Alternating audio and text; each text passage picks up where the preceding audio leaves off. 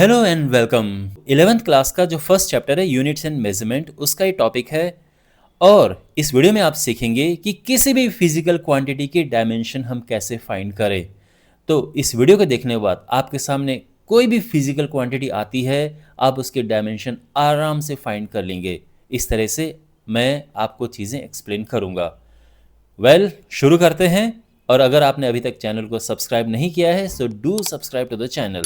Let's start. सबसे पहले आप ये समझिए कि डायमेंशंस क्या होती हैं। तो डायमेंशंस की डेफिनेशन है, dimensions of a physical quantity are the powers और एक्सपोनेंट्स, बात एक ही है, to which the base quantities, यानी जो फंडामेंटल क्वांटिटीज होती हैं, ये हैं fundamental quantities, mass, length, time, electric current, temperature, amount of substance, luminous intensity must be raised to represent that quantity.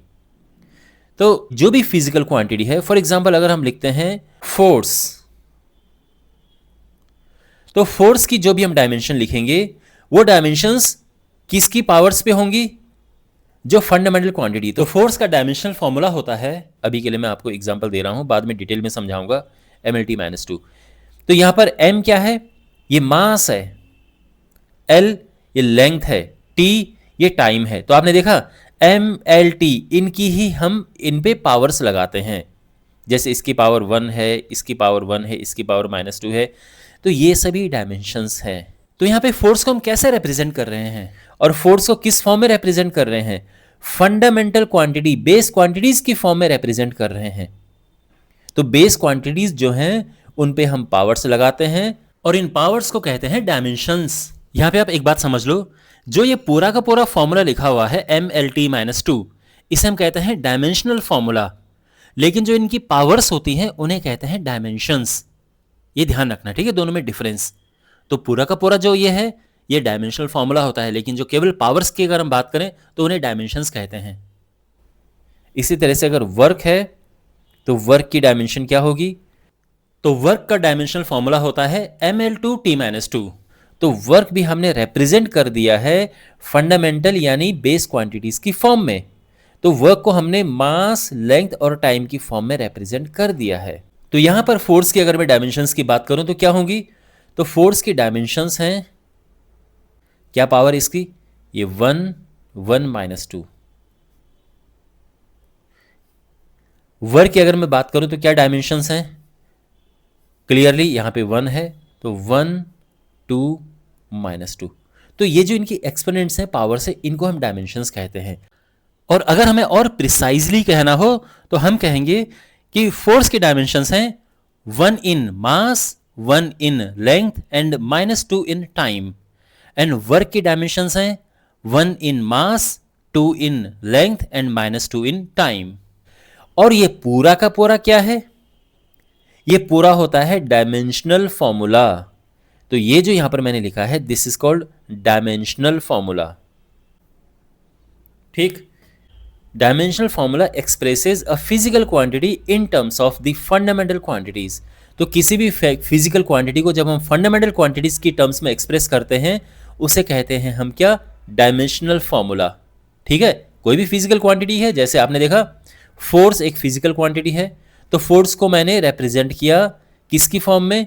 mL/T-2, यानी ये फंडामेंटल क्वांटिटीज हैं, इनकी फॉर्म में इसको एक्सप्रेस किया। तो मैं कहूंगा कि ये इसका डायमेंशनल फॉर्मूला है।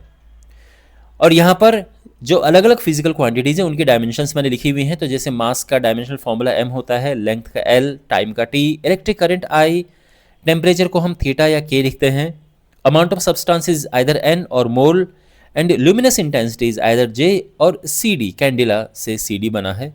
तो ये यहाँ पे केल्विन से K बना है। करेक्ट है, ये सब समझ आ गया। तो कोई भी फिजिकल क्वांटिटी है, जैसे मान लो कि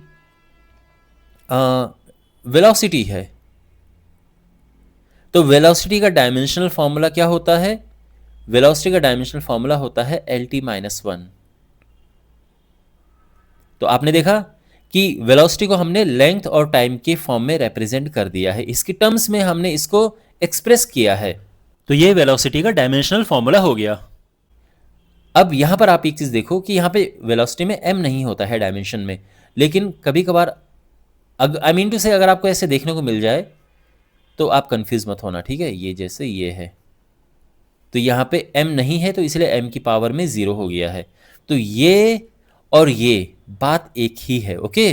तो डायमेंशनल फॉर्मूला क्या है, डायमेंशंस क्या होती हैं, ये सब क्लियर आपको समझ आ गया। ये सब हमारी बेस क्वांटिटीज यानी फंडामेंटल क्वांटिटीज हैं और ये उनका डायमेंशनल फॉर्मूला लिखा हुआ है, ओके। और अब हम क्या करेंगे, देखो डायमेंशंस के यूज़ क्या हैं, लिमिटेशंस क्या हैं, वो हम बाद में देखेंगे। पहले मैं आपको बता रहा हूं कि हम अलग अलग फिजिकल क्वांटिटीज़ के डायमेंशनल फॉर्मूलाज कैसे फाइंड करते हैं। तो शुरू से लेके हम चलेंगे सबसे छोटी फिजिकल क्वांटिटी से और धीरे धीरे धीरे धीरे बढ़ाते जाएंगे आगे। देखो पहली बात तो ये आप ध्यान में रखिए कि मास, इसका डायमेंशनल फॉर्मूला m होता है, ये मैं ऑलरेडी आपको बता चुका हूं। Length is L time T।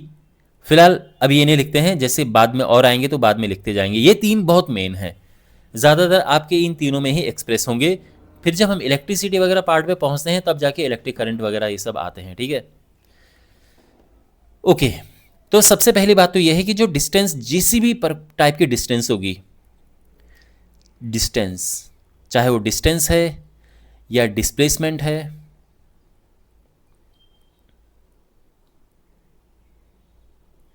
या कोई हाइट है या कोई डेप्थ है या कोई रेडियस है, कोई डायमीटर है, कोई सरकमफ्रेंस है या कोई पेरीमीटर है,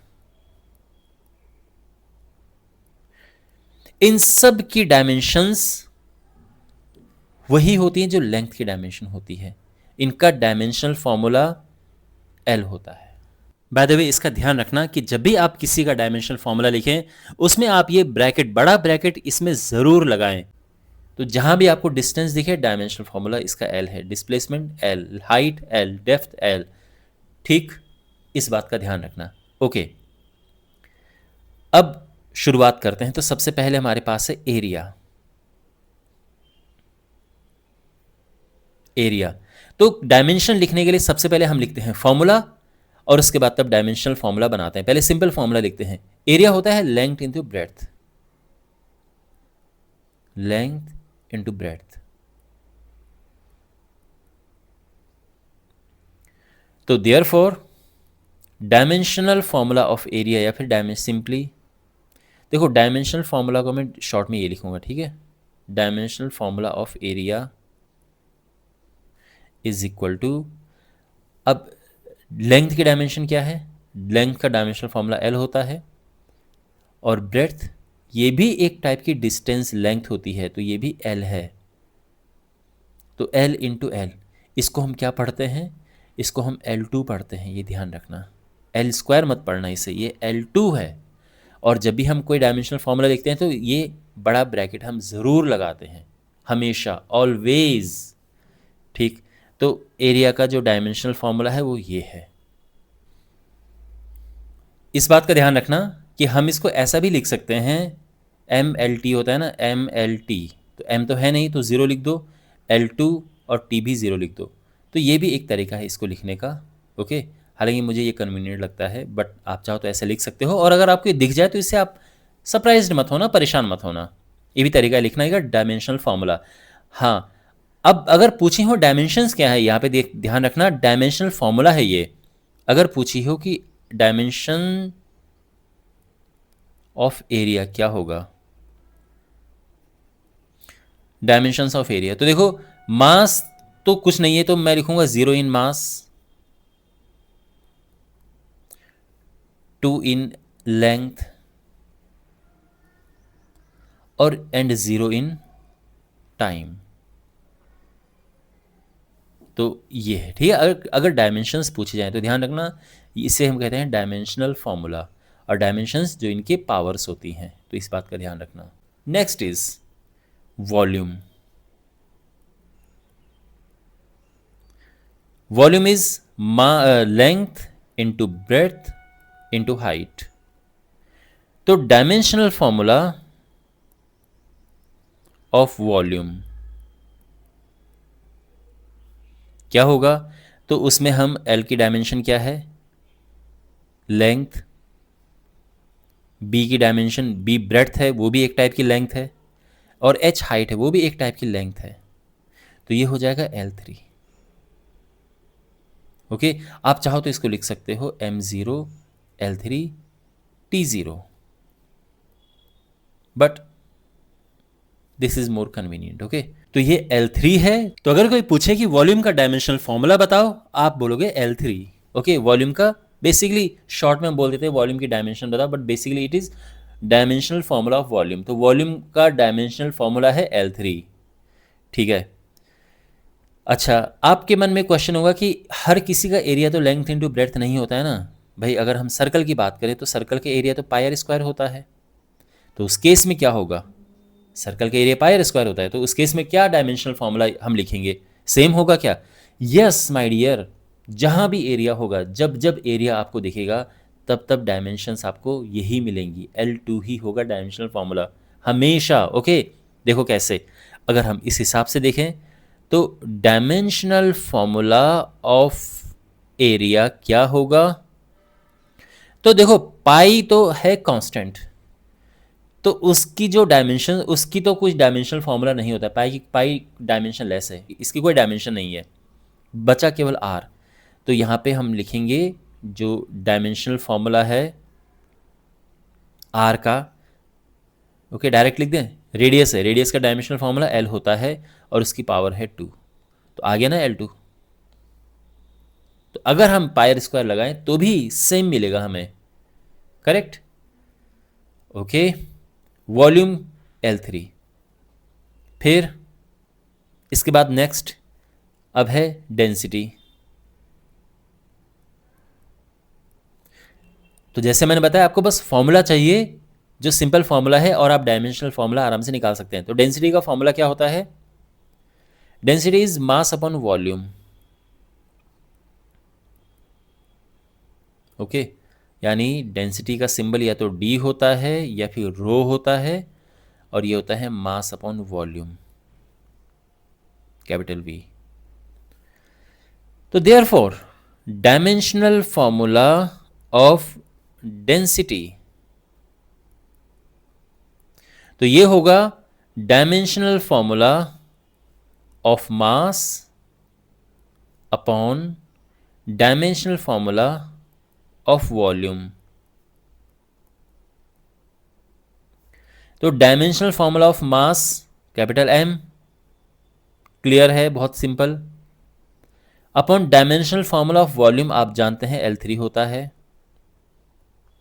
तो ये ऊपर जाएगा और ये हो जाएगा ML-3, और ये डायमेंशनल फॉर्मूला डेंसिटी का आ चुका है। ओके, अब नेक्स्ट है स्पीड। वेट, ये थर्ड है, स्पीड। और ध्यान रखना स्पीड और वेलोसिटी सेम है।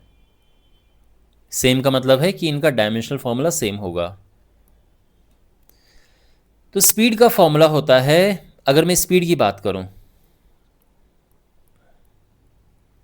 That is distance upon time. Velocity में डिस्प्लेसमेंट अपॉन टाइम होता है। ओके, तो फॉर्मूला हमने लिख दिया। तो therefore dimensional formula of speed क्या होगा? डिस्टेंस का डायमेंशनल फॉर्मूला होता है L, टाइम का डायमेंशनल फॉर्मूला है T, और ये हो जाएगा LT-1। ओके, अगेन जैसे मैंने आपको कहा, हम इसको ऐसे भी एक्सप्रेस कर सकते हैं M0 LT-1, but of course ये आपको ध्यान में रखना है, ठीक है, LT-1। तो वेलोसिटी या स्पीड देखो सेम है वेलोसिटी के लिए भी, तो डायमेंशनल फॉर्मूला ऑफ वेलोसिटी ये भी सेम ही होगा, क्योंकि उसमें डिस्प्लेसमेंट अपॉन टाइम होता है, डिस्प्लेसमेंट भी L होता है, LT-1। ओके, अब next is acceleration.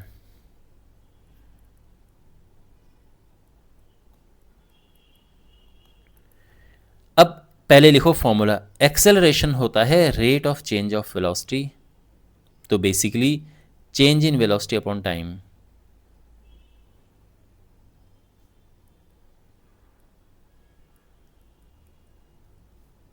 Change in velocity upon time, formula की शेप देनी, फॉर्मूले में लिखना है मतलब वैसे, तो एक्सेलरेशन होता है delta we upon time. Okay, change in velocity upon time. तो अब बात करते हैं डायमेंशनल फॉर्मूला की। तो dimensional formula of acceleration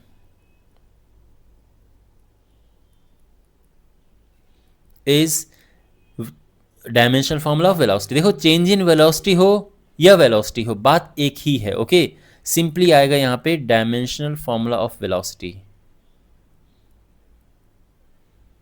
upon time, एक ही बात का मतलब।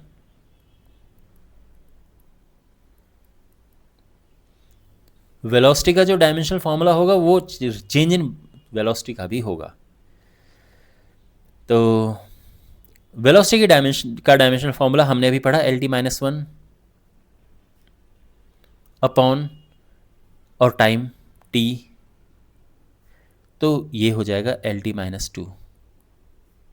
तो ये आपने ध्यान में रखना है। ओके, आपने कहाँ तक ध्यान में रखना है? आपने वर्क तक ध्यान में रखना है। अभी 3-4 मैं और लिखूंगा, वो सब आपके फिंगर टिप्स पे होनी चाहिए, और उसके बाद तो फिर कोई भी आ जाए, हम सारी डायमेंशंस, हम सारे जो फिजिकल क्वांटिटीज़ हैं उनकी डायमेंशनल फार्मूला आराम से फाइंड कर सकते हैं, कोई भी आ जाए सामने। फिर बस आपको 8-9 जो बेसिक शुरू वाली हैं वो याद होनी चाहिए। फिर नेक्स्ट इज फोर्स। फोर्स का पहले फॉर्मूला लिखो, फोर्स होता है मास इनटू एक्सेलरेशन।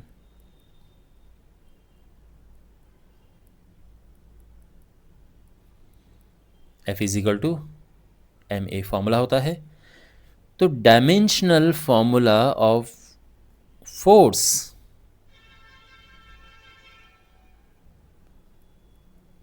क्या होगा?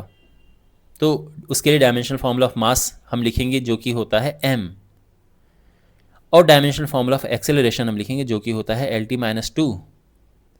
तो फोर्स का डायमेंशनल फॉर्मूला हो गया M L T minus two. Again ये आपको याद कर रखना है। तो कहीं भी फोर्स आपको दिखे उसका dimensional formula M L T minus two, एकदम क्विक आपको याद होना चाहिए। 7 एंड परहैप्स लास्ट अगर मैं बात करूं जो बेसिक आपको याद रखने हैं, दैट इज वर्क। अब वर्क हो या कोई एनर्जी हो, कोई भी टाइप की एनर्जी, ओके, पोटेंशियल, काइनेटिक, सबका सेम ही होता है डायमेंशनल फॉर्मूला। तो आपको एक याद रखना है, सब याद हो जाएंगे। तो देखो, वर्क होता है, अगर मैं बात करूं तो सिंपल लैंग्वेज में अगर कहूं तो force into displacement. Force into displacement, वैसे काफ़ी डिटेल्ड फॉर्मूला है ये। Okay, displacement in the direction of force और ये सब, बट फिलहाल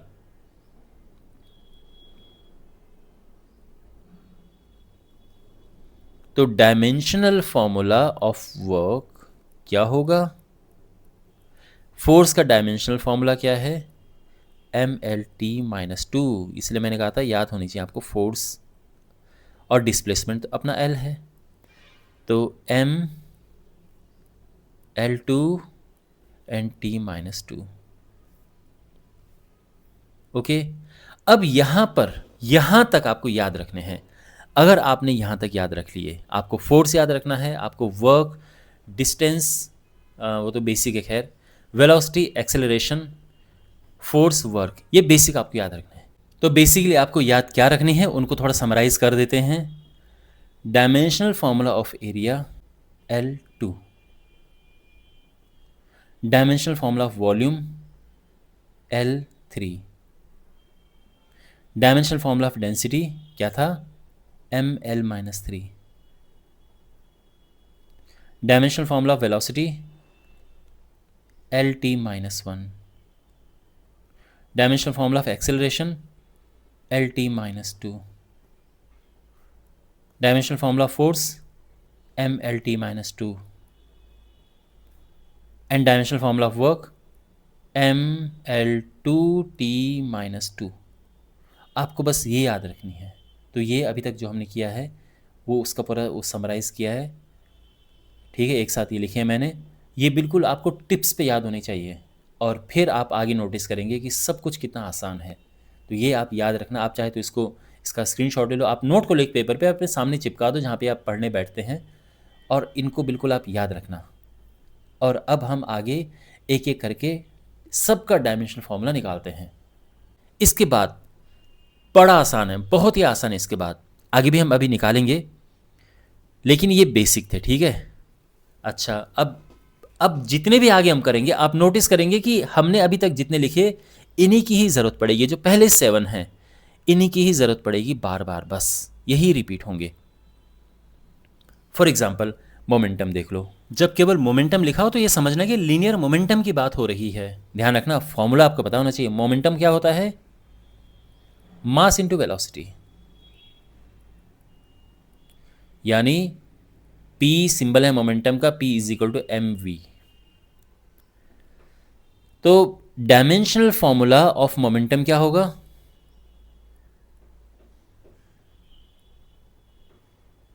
ये होगा डायमेंशनल फॉर्मूला ऑफ मास, जो कि अपना m है,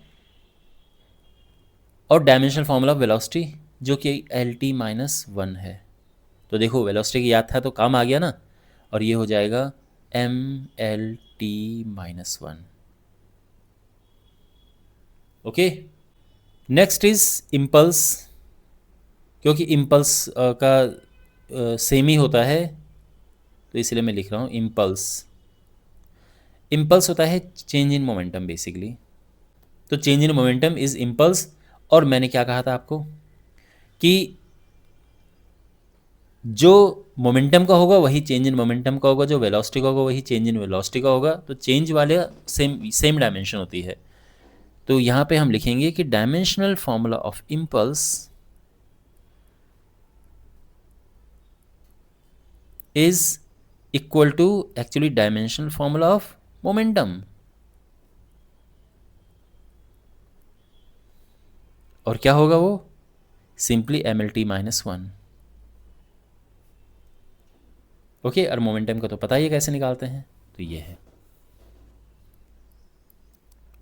नाउ प्रेशर।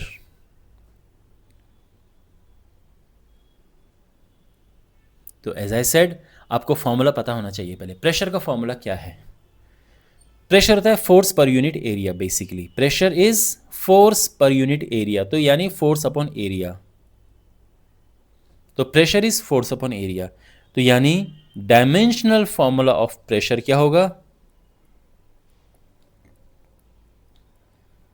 उसके लिए डायमेंशनल फॉर्मूला फोर्स चाहिए जो कि है mLT-2 upon dimensional formula of area which is L2। तो देखा आपने कैसे आराम से हमने प्रेशर का भी डायमेंशनल फॉर्मूला निकाल दिया है, बिकॉज हमें फोर्स का पता था। तो ये हो जाएगा mL, अभी ऊपर जाएगा तो ये -1 हो जाएगा, एंड T-2। ठीक है ना? Okay, next. अब हम डायमेंशन निकालते हैं। थोड़ा जो मुश्किल है, बट जैसे मैंने कहा अगर आपकी बेसिक चीज़ें पता हैं तो कोई मुश्किल नहीं है। यूनिवर्सल ग्रेविटेशनल कांस्टेंट, जिसको हम कैपिटल G से डिनोट करते हैं।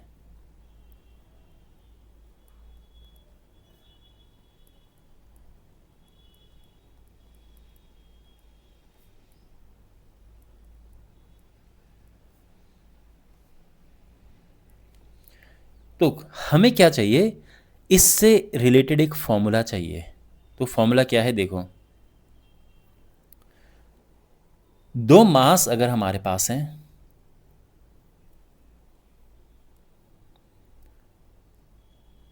m1 एंड m2, इनकी बीच की डिस्टेंस है r। तो जिस ग्रेविटेशनल फोर्स से एक दूसरे को अट्रैक्ट करेंगे, वो फोर्स का फॉर्मूला होता है G m1 m2 upon r square. जहाँ पे जी है यूनिवर्सल ग्रेविटेशनल कांस्टेंट। ओके, तो हमने क्या करना है, इस फॉर्मूले की हेल्प से जी निकालना है पहले तो फॉर्मूला। तो जी क्या होगा, ये आर स्क्वायर ऊपर जाएगा अपॉन m1 m2, ठीक। यानी जी का फॉर्मूला हमें मिल गया है। तो therefore dimensional formula of universal gravitational constant is equal to क्या होगा, तो ये होगा डायमेंशनल फॉर्मूला ऑफ फोर्स जो कि mlt-2 होता है। तो देखो मैंने कहा था ना, याद आप रखना इन्हें, तो आ गया काम। आर है रेडियस, वो तो सिंपल लेंथ है, स्क्वायर है तो 2 आ जाएगा। और m1 एंड m2 दोनों मास हैं, तो m1 भी m है और m2 भी m है। तो ये हो जाएगा, देखो ऊपर क्या है L1 और ये L2 है, तो L3 हो जाएगा t-2, और नीचे है m2 क्योंकि दो मास हैं। और ये हो जाएगा, ये जब ऊपर जाएगा तो m-1, क्योंकि ऊपर एक है नीचे दो है, ऊपर जाएगा तो माइनस हो जाएगा, 1 - 2 - 1 L3 t-2, और ये हमारा आंसर है। यानी dimensional formula of universal gravitational constant is m-1 L3 t-2। समझ आ गया? ओके, अब हम कुछ रोटेशनल मोशन में लेते हैं। देखो सबसे पहली बात तो अगर हम एंगल की बात करें, सिंपल एंगल, इसकी डायमेंशंस क्या होंगी, तो एंगल होता है आर्क अपॉन रेडियस। तो डायमेंशनल फॉर्मूला ऑफ एंगल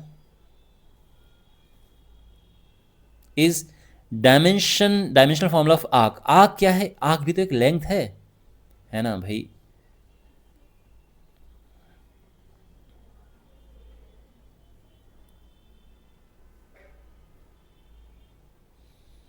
ये है, ये कोई एंगल है, इसको हम कहते हैं आर्क, ये है रेडियस। तो angle is arc upon radius, और क्लियरली ये भी एक लेंथ है, ये भी एक लेंथ है, तो L अपॉन L। तो बेसिकली ये कट जाएगा, कट किए आ जाएगा L⁻⁻0। तो इसका मतलब आप चाहे L⁻⁻0 लिखो या फिर m0 L0 t0। तो यहाँ पे आपने देखा कुछ भी डायमेंशन नहीं है, डायमेंशन 0 है, तो therefore angle is a dimensionless quantity.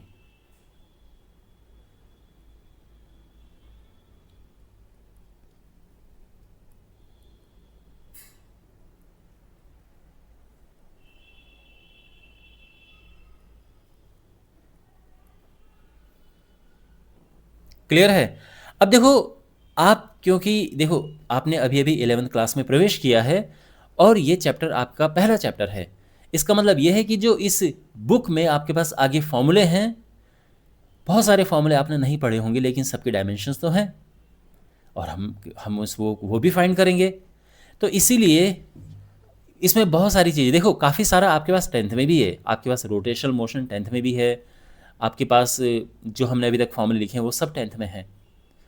फिर जो हायर लेवल की जो फिज़िक्स है उसके फॉर्मूले 11th क्लास में है, तो वो अलग बात है, करेंगे हम वो भी। तो जब भी आपके सामने कोई ऐसी चीज़ आए जो आपको ये लगे कि ये तो अभी मैंने पढ़ी नहीं है, तो आप उसके लिए चिंता मत करना, डोंट वरी। बस आप ये ध्यान रखना कि हम ये फॉर्मूला लिख रहे हैं और डायमेंशन कैसे आ रही है, बस आपने ये ध्यान रखना है। ओके, बाकी जब आपका वो चैप्टर आएगा उस समय हम वो चीज़ें पढ़ लेंगे, वो अलग बात है। तो अब जैसे मैं बात करूं टॉक की, हालांकि टॉक आपने 10th क्लास में पढ़ा होगा। टॉक की अगर हमें डायमेंशन लिखनी हो, क्या होता है, पहले तो इसका फॉर्मूला होना चाहिए। तो देखो टॉक जो है ये इस तरह से होता है कि जैसे मान लो ये है इसका जिसके अराउंड ये रोटेट कर रहा है, एक्सिस ऑफ रोटेशन, और यहाँ पर कोई फोर्स अप्लाई हो रहा है इस डायरेक्शन में। तो क्या होता है, जो फोर्स अप्लाई हो रहा है उस पर हम एक परपेंडिकुलर ड्रॉ करते हैं, ये ना जो भी परपेंडिकुलर है, ये है R, और ये फोर्स F, तो torque is R cross F। इस तरह से एक फॉर्मूला बनता है, बट मैं सिंपल लैंग्वेज में लिखूं, सिंपल, तो ये होता है force into distance, force into perpendicular distance, आसान भाषा में।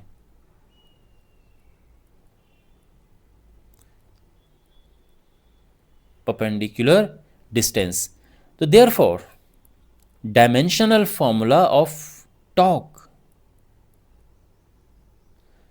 तो उसके लिए डायमेंशनल फॉर्मूला ऑफ फोर्स पता होना चाहिए, जो कि आपको पता है, mlt minus 2, and perpendicular distance हो तो लेंथ ही है, तो ये आ जाएगा ml2t माइनस 2। ओके,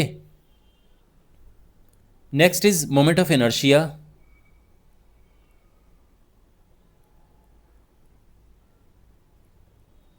तो अगर आपने पहले पढ़ा है अच्छी बात है, नहीं पढ़ा है पहली बार देख रहे हैं, no problem.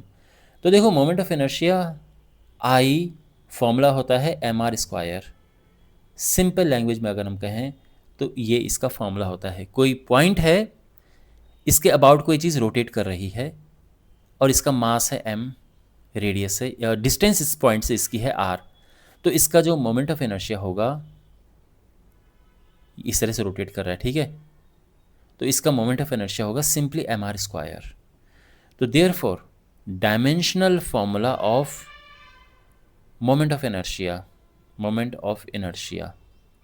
Is dimensional formula of mass which is simply m, और अपना रेडियस जो है वो तो l है, तो ये L2 हो जाएगा बिकॉज स्क्वायर है, तो ये हो जाएगा क्या, ml2। तो dimensional formula of inertia is simply ml2। Okay, now we have angular velocity. Angular velocity होता है एंगुलर डिस्प्लेसमेंट अपॉन टाइम। इसका सिंबल होता है एंगुलर वेलोसिटी का omega is equal to delta theta upon T. Okay, angular velocity का symbol W। तो फिर dimensional formula of angular velocity, तो ये होगा dimensional formula of angular displacement, ये वही है जो एंगल का होता है। तो एंगल तो डायमेंशन लेस होता है, आप इसको L0 लिख सकते हैं, ये डायमेंशन लेस है, अपॉन टाइम t होता है, तो ये हो जाएगा, ये ऊपर जाएगा तो t-1 हो जाएगा, और L0 लिखने की ज़रूरत नहीं है, तो ये है t-1, और आपको डिटेल लिखना है तो m0 L0 t-1 आप लिख सकते हैं, but simply t-1। Now angular acceleration, angular acceleration होता है change in angular velocity upon time. तो बेसिकली डेल्टा ये अपॉन टाइम, ठीक है ना, change in velocity upon time, और इसका सिंबल अल्फा होता है, तो अल्फा इज इक्वल टू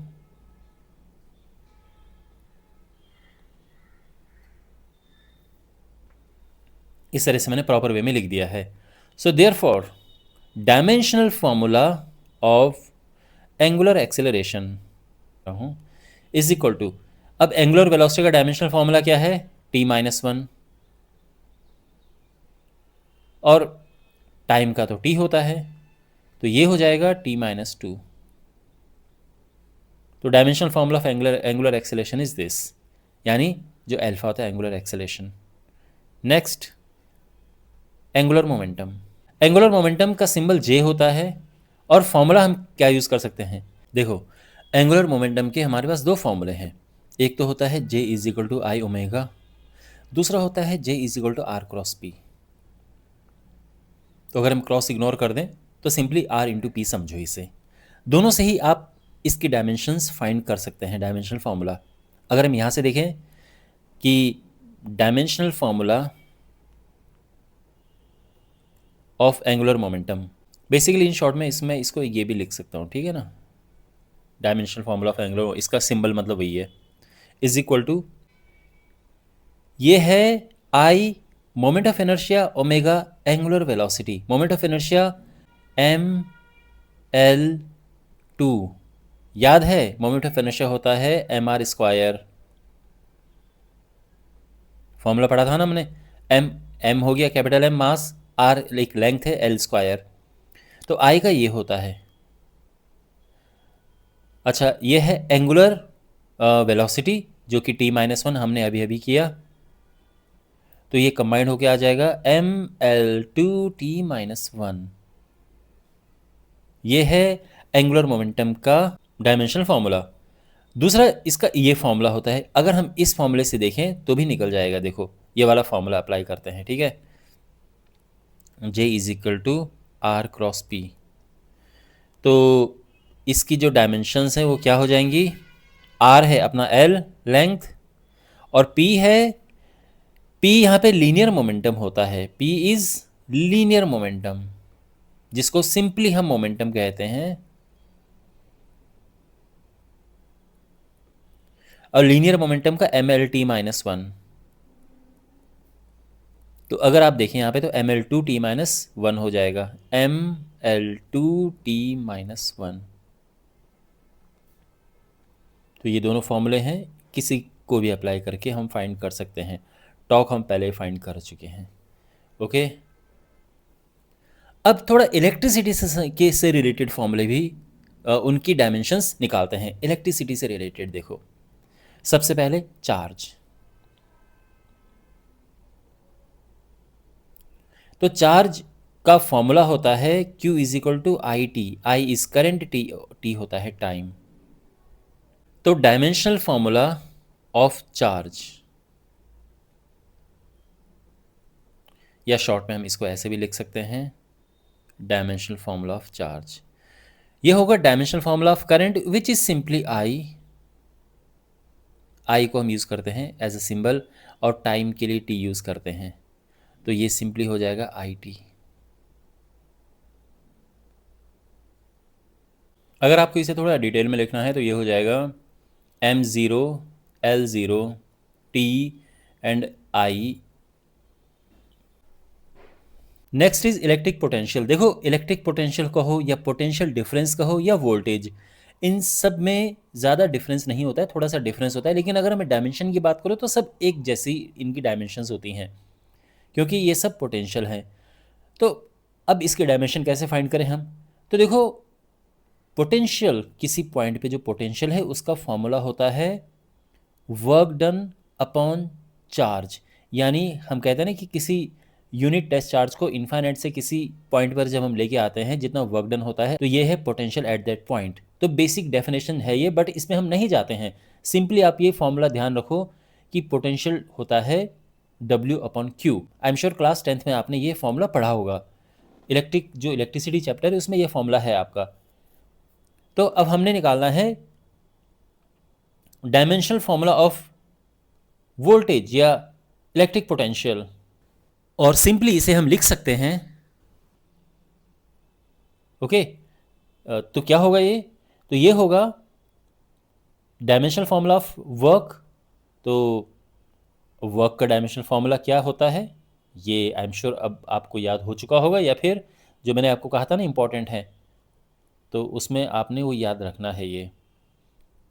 और ये current, this is I T.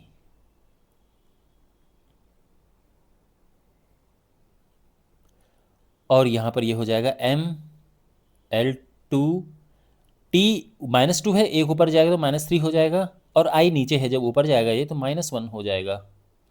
तो ये है dimensional formula of electric potential. ठीक, एंड नेक्स्ट इज रेजिस्टेंस।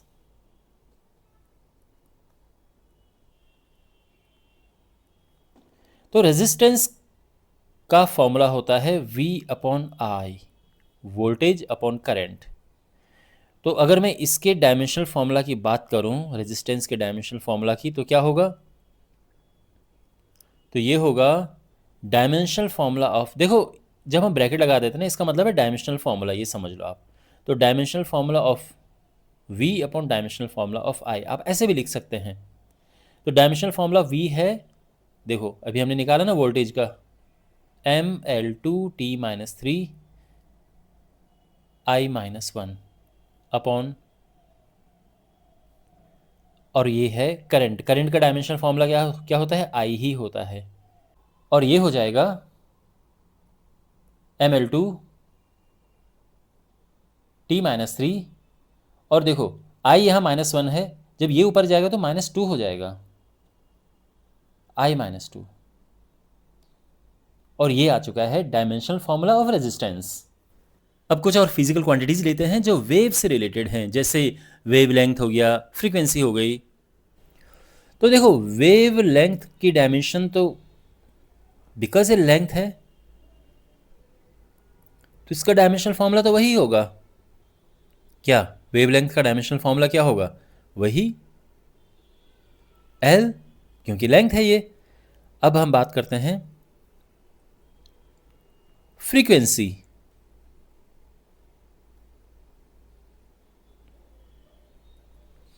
तो फ्रीक्वेंसी होता है 1 टाइम पीरियड। फ्रीक्वेंसी का फॉर्मूला 1 टाइम पीरियड। तो सिंबल की अगर हम बात करें तो फ्रीक्वेंसी का सिंबल हम न्यू से भी लिखते हैं और एफ से भी लिखते हैं, ठीक है ना। वैसे न्यू ज़्यादा पॉपुलर है 1 टाइम पीरियड। तो अगर हम इसके डायमेंशनल फार्मूला की बात करें, या अगर ऐसा लिखूं, dimensional formula of frequency,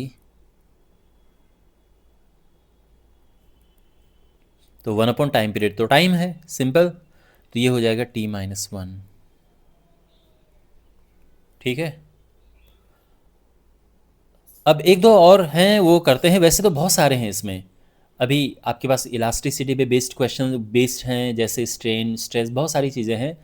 but फिलहाल हम इसमें करेंगे जो अभी जिनका आपने नाम सुना है, तो उतने हमने किए हैं। एक और है जो आपने शायद सुना हो नाम, दैट इज बोल्ट्जमैन कांस्टेंट।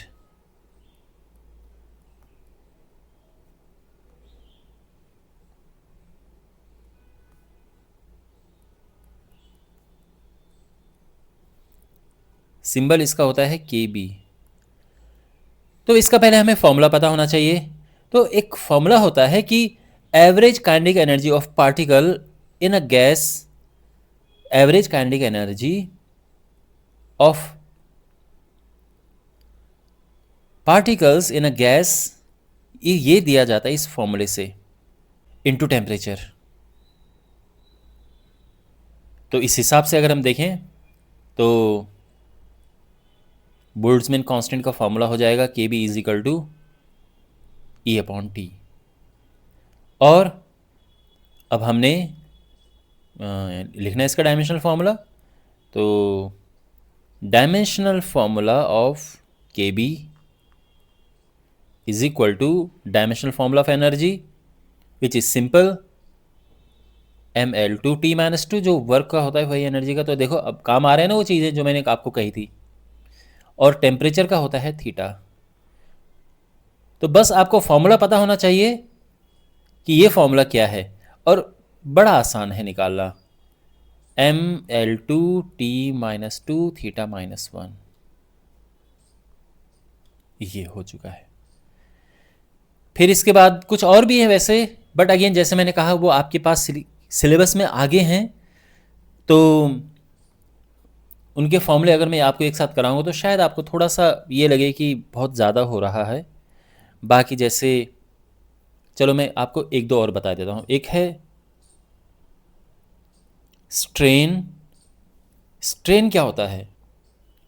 जैसे हमारे पास कोई भी कोई रॉड है, कुछ है, उसमें हम वेट लटकाते हैं, तो वेट लटकाने के बाद तो खींच जाता है ना। तो खींचने के बाद मान लो कि उसकी लेंथ पहले L थी और इतनी खींच गई है ΔL, तो स्ट्रेन यही होता है ΔL/L, चेंजिंग लेंथ अपन ओरिजिनल लेंथ। तो अगर मैं इसके डायमेंशनल फॉर्मूले की बात करूं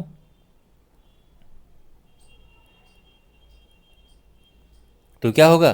चेंज इन लेंथ, भाई लेंथ तो L होता है, अपन ओरिजिनल लेंथ वो भी L ही होता है, तो बेसिकली ये L0 हो जाएगा। यानी जो स्ट्रेन है वो भी एक डायमेंशनलेस क्वांटिटी है। एक है स्ट्रेस। तो स्ट्रेस क्या होता है? स्ट्रेस बेसिकली होता है फोर्स अपॉन एरिया। सिंपली अगर हम कहें परपेंडिकुलर फोर्स अपॉन एरिया, जैसे प्रेशर में होता है ना फोर्स अपॉन एरिया, सिंपल यही है कि कितना फोर्स इसमें, कितना वेट इसमें लटका हुआ है, कितना फोर्स से ये खींच रहा है, अपॉन जो एरिया ऑफ क्रॉस सेक्शन है इसका। तो इसका भी जो डायमेंशनल फॉर्मूला हो जाएगा, अब बस मेन तो फॉर्मूला है ना, बाकी तो बड़ा आसान है आगे निकालना। तो डायमेंशनल फॉर्मूला ऑफ स्ट्रेस क्या होगा? फोर्स है mL/T-2। तो जो हमने शुरू में मैंने आपको बताया था कि ये याद करना, अगर आपने याद किए हैं तो वो सब काम आ रहे होंगे इस समय।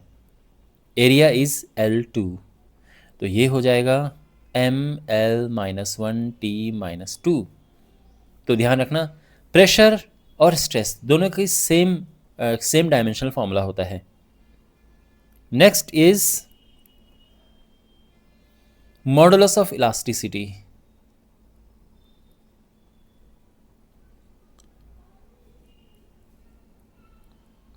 देखो, मॉडुलस ऑफ इलास्टिसिटी अलग अलग टाइप की होती हैं। यंग्स मॉडुलस है, modulus of rigidity, bulk modulus, ये सब होते हैं, बट इन जनरल उनको हम मॉडुलस ऑफ इलास्टिसिटी कहते हैं। अगेन आगे जब चैप्टर आएंगे तो उनमें ये सब पढ़ेंगे आप, ठीक है। मैं फिलहाल आपको बता रहा हूँ कि इसका फॉर्मूला क्या है, तो आप आराम से समझ जाएंगे। इसका फॉर्मूला होता है स्ट्रेस अपॉन स्ट्रेन। बस आप फिलहाल इस चीज़ पे फोकस करो, इस फॉर्मूले पे। तो dimensional formula of modulus of elasticity क्या होगा? डायमेंशनल फॉर्मूला ऑफ स्ट्रेस जो कि है mL-1T-2 upon dimensional formula of strain जो कि है L0, ये डायमेंशन लेस होती है तो बेसिकली सेम ही आ जाएगा, mL-1T-2। यानी जो स्ट्रेस है, जो प्रेशर है, उनकी डायमेंशंस मॉडुलस ऑफ इलास्टिसिटी के जैसे ही होती है। Okay, alright. देखो, अगर कोई मिस हो भी रहा होगा कोई प्रॉब्लम नहीं है, इसका मैं नेक्स्ट पार्ट लेके आ जाऊंगा अगर कुछ 2-4 मिस हो गए, बट मैंने आपको एक पूरा बेस समझा दिया है कि कैसे हम डायमेंशंस लिखते हैं, और आराम से आप कैसे, आपको बस फॉर्मूला पता होना चाहिए, और जो मैंने आपको बताया था ना कि ये 7-8 शुरू की डायमेंशंस आपको याद रखनी है, फिर तो आप आराम से सभी की डायमेंशन आप निकाल सकते हैं। करेक्ट है? ऑलराइट, तो आई होप आपको ये समझ आया होगा। और इस चैप्टर के बाकी वीडियोस के लिए डिस्क्रिप्शन बॉक्स में प्लेलिस्ट है, वो चेक करें, और अपने फ्रेंड्स के साथ इस वीडियो को शेयर करें, चैनल को सपोर्ट करें, सब्सक्राइब करें। मिलते हैं अगले वीडियो में। Take care.